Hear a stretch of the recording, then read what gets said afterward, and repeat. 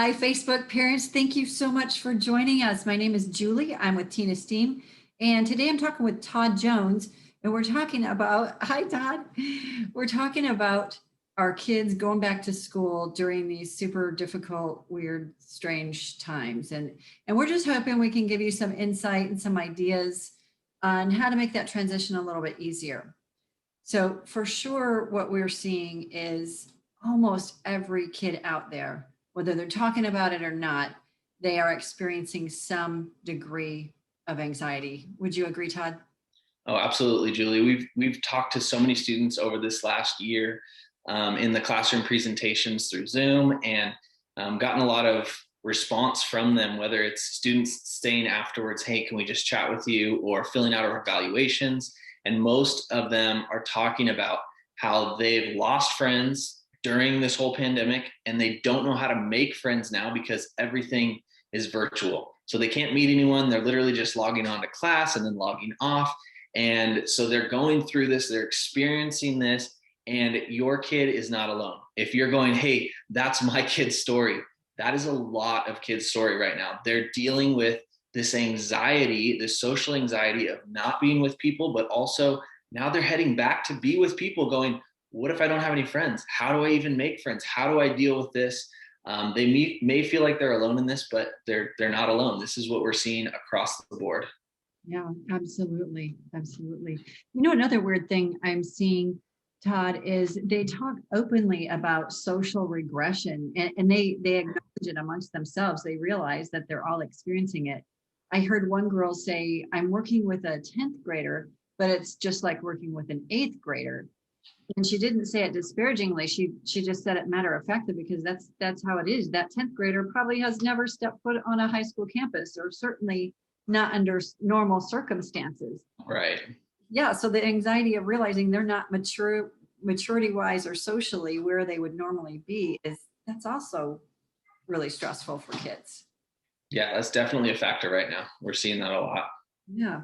Well, Todd, what can you tell us, help us? What can we do to help our kids with this transition? Yeah, a few things. I think, first of all, parents, acknowledge that your kids may be anxious.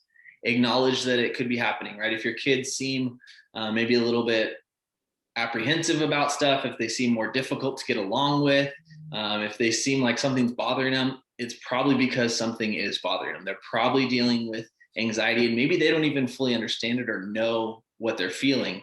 But the first thing you can do is acknowledge that. And once you've acknowledged it, the second thing you can do that goes right into it is talk realistically about what they might expect. I think a lot of that anxiety as they head back to school is like, what is it going to look like? What can I expect? It's normal to have shifts in friend groups, especially now because they're not used to being back in school. There's been so much that has happened over this last year. So talk to them about that. Let them know that they can expect some ups and downs. Talk realistically about what might be happening, and don't just kind of brush it under the rug and go, okay, I acknowledge that they might be anxious, but actually have open conversations about it, because what this will do is it will allow your student to know that they can talk to you about it. They don't have to deal with it on their own. They can process this with you. They can talk to you about what they're feeling and kind of let some of that anxiety subside, knowing that you're in there with them. And then also not just talking to them about it, but also remind them that everyone's going to be nervous going into it.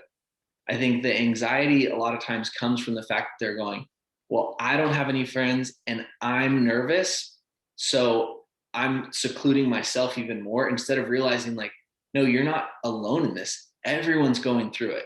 And in some weird way, this actually does bring us comfort, knowing that we're not the only one that's dealing with anxiety. There's a lot of people that are going through anxiety right now. We haven't been back to normal in a really, really long time. And so there are so many students dealing with this. And so have those conversations. On the practical side of it, yeah, sure, talk about it. That's awesome. But then try to set them up for success when it comes to making more friends and being around people. So depending on their age, maybe it's setting up a play date, or if they're on the older side, maybe middle school or high school, maybe it's offering up your house as a place that they can invite their friends to. Or even if they don't have all those friends, it can make it worse. Even if you're like, hey, just invite all your friends. And they're like, I don't even have those. Where do I get those? So maybe it's just, hey, what about that one person? Just invite them over for pizza. It's maybe something small, but open up your house or open up a place where they can start to be around other people. Do things intentionally for them to put them in places where they're going to have interaction.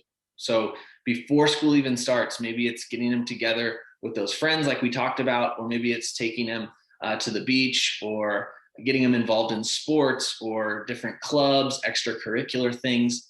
Even as school starts, figuring out what kind of after school clubs or things they can do to kind of be around other students. So you as the parent, obviously you can't do things to and for your students, but you can help facilitate an environment where they can start to make friends and start to get used to being around people in social situations again.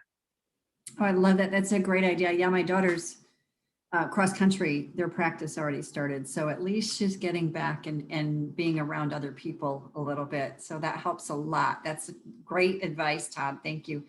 But Yeah, what do you think about social media? How does that play into all of this? great question. I was just going to say that. So this is a big one because it's almost a double-edged sword where there's some things on both sides, where some can even be positive and some can be negative, where social media is a way to connect, right? And we're going, well, it's been almost our only way to connect for so long too in this last year, that our students have become dependent on these connections through social media, which those connections are great. But as we transition back into real life connections, the part of it that can be difficult is that on social media, as we know, most of what you're seeing is everyone's highlight reel, right? They're not posting that things are so difficult and they have social anxiety and they're not hanging out with friends. No, they're posting the amazing weekend that they had that was just one weekend. But as your student is scrolling and seeing this, they're seeing everyone else having fun and everyone else transitioning back to normal, where they're going, wait a sec, I'm not there. There's something wrong with me. And so they start compounding their anxieties and what they're feeling based off of something that may not even be true, that they're seeing on social media. And so remind them that what they're seeing on social media may not be real. It's everyone's highlight reel. Just because it looks like everything is awesome, it doesn't necessarily mean that it is. Remind them to continue to just focus on themselves, because what social media does, as we know, to all of us, is it really gets us looking and comparing to everyone else instead of focusing on ourselves and seeing how we can be the best version of ourselves and not just compare to what everyone else is doing. You know, I love that, Todd. I love that you call it the highlight reel. I think that really connects with kids. And I know you speak quite a bit about social media, and you've done some videos I'm looking forward to seeing for Teen Esteem, that for parents and for kids on social media. And that's just really, really helpful advice. So what about you? I'm kind of sad that my kids are going back to school. I'm really going to miss them. I mean, it's very difficult because I'm working from home and they're both here and it's loud. And are you looking forward to your kids going back to school? You would literally have twice as many kids as I do.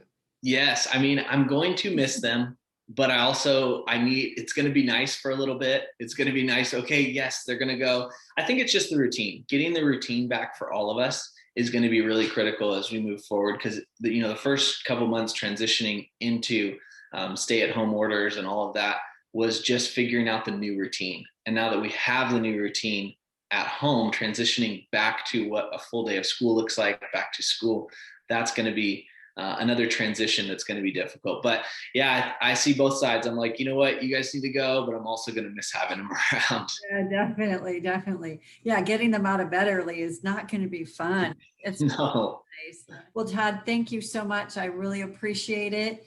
And parents, I hope this has been helpful for you.